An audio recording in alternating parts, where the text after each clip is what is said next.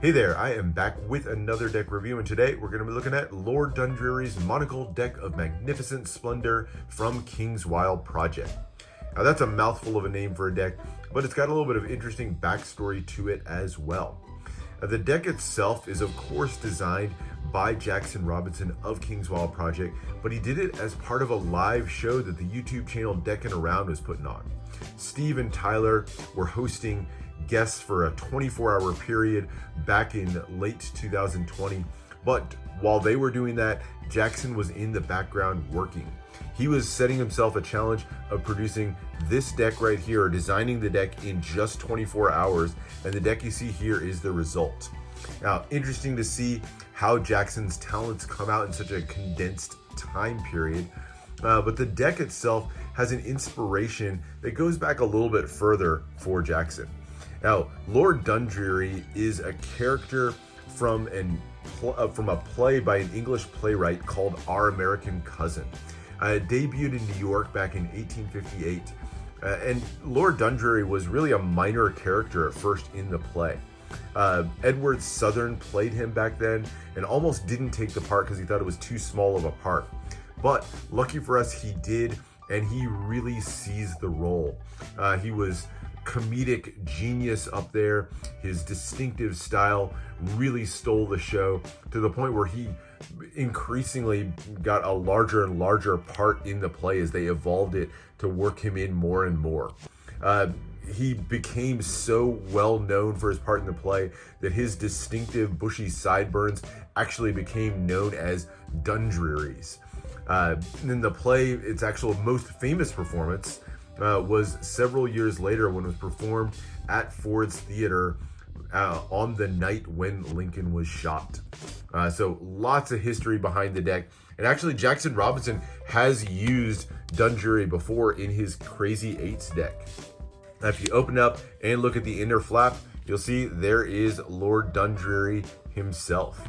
Wasn't called, named that during the day, as part of the deck, but he makes an appearance both there and on the Jokers. So Jackson is well familiar with Lord Dundreary. Lord Dundreary has made an appearance on other decks of cards as well. Back in the late 1800s, he was on some of the Congress decks back then. So lots of history behind this deck. But enough about the history. Let's take a look at the deck itself. All right, now it's on a matte finish cardstock. Really nice feel to it overall. No embossing or any foiling on this at all. Kind of gives it a really nice vintage look. And the front almost shaped like a crystal ball with a little portrait of Dundreary there in the center. It's done in that engraving style that Jackson does so well. Really captures that vintage feel. And then around it, you've got the Lord Dundreary's Monocle deck of Magnificent Splendor. Very Victorian sounding name and very Victorian feel to the deck overall. All the rest of it is filled with this really ornate, repeated pattern. No particular design to it, but really does give a great feel to it. And you can see the little pops of yellow, red, and green all the way through. Love the feel to the deck. Love the little fan bits in the corner. Just a really great vintage sensibility to it overall. On the sides, you've got Lord Dundreary on one side and on the other. You've got some ad copy on the bottom, and interestingly, these are printed by Mr. Playing Card. Never heard of them, but they're a relatively unknown playing card manufacturer in the US. So interested to see how the card handling comes out. On the top, Monocle, because of course this is the Monocle deck of Magnificent Splendor. And on the back, you get a little preview of the back, part of the back design of the card, but there is a full-length picture of Mr. Dundreary himself, complete with a little monocle in his eye. And again, kind of done in that engraving style. Inner flap here, you have just the eyes of Lord Dundreary with another monocle. And then number 13, one of those trademark bits that you see on a lot of King's Wild decks.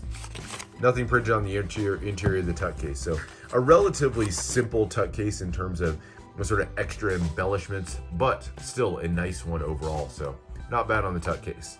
Let's get into the cards. And here's the back design, the other major custom element on this deck.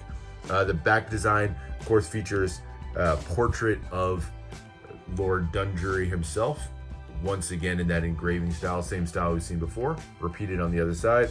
And then lots more of that patterning, very similar to what we saw on the tuck case, done in bits of red, yellow, green, and even a little bit of kind of orange color there as well. Really nice patterning. Again, a lot of kind of Victorian inspired feel, almost like a carpet pattern or something like that. And then finishes out with this sort of off-white border. Now I will say it's not quite a two-way design. It's very close to a two-way design, but you'll see the printed texturing that's on the border here, and it's not quite symmetrical top to bottom. So there's some very slight differences, but something you're hardly gonna notice at all. And maybe if you wanted to use this deck for Magic, maybe you could use that subtle difference to your advantage. But there you go, that's the back design of the cards. You also get a pair of jokers. One of them is just an eye. This actually has some interesting use a little bit later on, but we'll talk about that soon. But very simple engraving style image of an eye. And the other one has, again, that full length picture of Dundreary and this nice little saying, no matter where you go in life, there you are. By the way, that saying was used pretty heavily as part of the Crazy Eights deck as well. So two jokers, pretty fun look to them overall. The Ace of Spades is the power ace, that same image of Lord Dundreary again, with the backdrop of that large spade pip, circles around it, nice beautiful look to it, and the mouthful name of the deck around the edges, Lord Dundreary's Monocle deck of magnificent splendor. Pretty standard Jackson Robinson style pip and index in the corner. The other three aces are more normal, nothing much to them. You'll see again that sort of printed texture background meant to look a little bit like parchment, just like the backs of the deck, not quite symmetrical, so there's some very slight differences in just the coloration, but does give a little bit more natural looking texture to the deck. I do wish that the texture had been varied from one card to the next, but nothing too annoying. The pips are very similar to ones you're going to see on a lot of other Jackson decks. These are what I'll call the King's Wild standard pips, maybe. A little bit fatter, a little bit more rounded look to them overall, but still very easily recognizable. So as you go through the hearts, there's your diamonds, and then into your clubs. So fairly ordinary pips to these. And the quartz are really close to standards as well. Jackson Robinson does a redrawn and recolored of his own styling version of the classic court cards, and these don't stray too far from what you're probably used to. The recoloring done in very close to the classic colors, green, yellow, and red to them overall, but all nicely done. And you'll see the occasional court does get the addition of a monocle, just as a small but subtle custom touch there. And as you go into the red ones, more of the same. King of Hearts did get his monocle there. And into your diamonds, one more monocle on the jack, and I'm betting we'll see one for the clubs, and yep, there it is on the King of Clubs. So very slightly customized courts.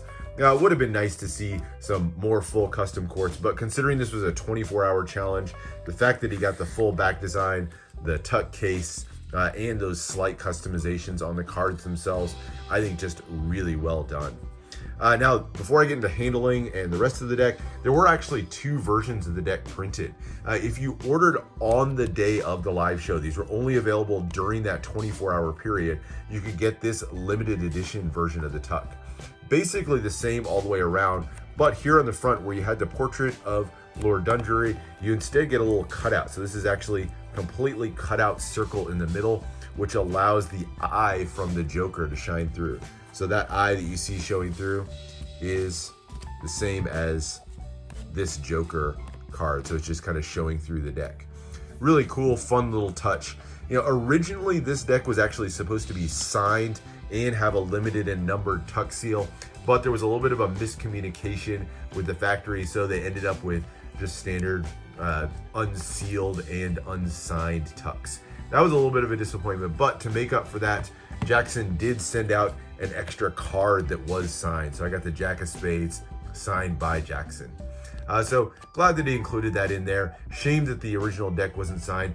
I will say I've seen on social media though, if you did end up with this deck and you weren't happy with the fact that it wasn't signed, you can actually send this back into King's Wild Project. Jackson will sign it himself and send it right back to you. So if that's something that's important to you and you ended up with one of these, you can still get it signed. Now, about the handling, mentioned before, these are not printed by a printer you've probably got a deck from. These are printed from Mr. Playing Card. Relatively unknown, but I gotta say they did a reasonable job with them. They've got a little bit of a thicker feel to them, but they're still nice, snappy. You know, they dribble pretty well. They fan not bad, a little bit clumpy. Took a couple of fans to break them in. They have a nice smooth feel to them, although if I tilt it here, you will see that air cushioning on there. So there is some embossing to give it some nice little slide to it. So overall, they handle not too badly. I wouldn't call these a high-end handling deck though. So if handling's super important to you, maybe not quite the deck for you, but nothing that's gonna be, you know, to make this too unusable. As far as uses of the deck, I think overall, great collector's deck just for the story and the novelty of it, I think, or a fun one to use for gameplay or even Magic. I think it's definitely nice, familiar, approachable enough deck to use for that. So for me, that's really going to be where this is going to stand. Collector, gameplay, or Magic. But that's it. That is the look at Lord Dundreary's Monocle deck of Magnificent Splendor from King's Wild Project.